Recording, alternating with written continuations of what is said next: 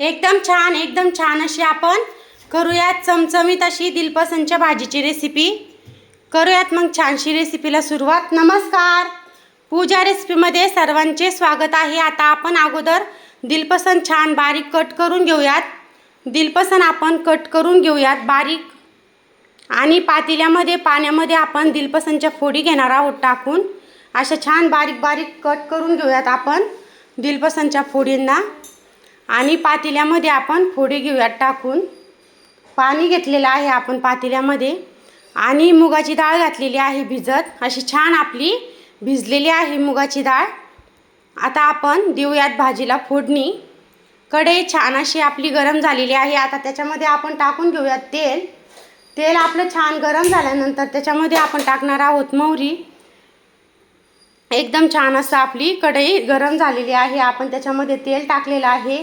आपलं तेल छान असं गरम झालेलं आहे। मोहरी छान तडतडलेली आहे। लसणची पेस्ट छान परतून घेऊयात।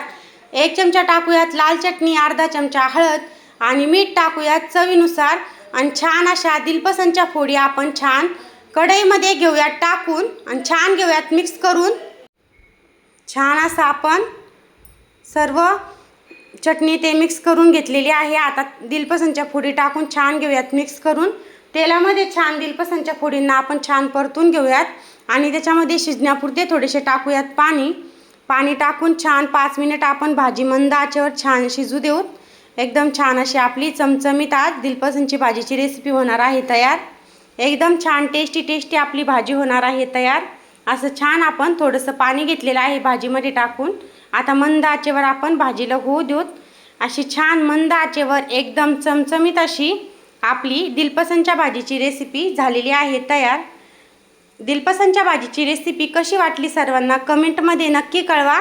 लाईक शेअर सबस्क्राईब करायला मात्र विसरू नका।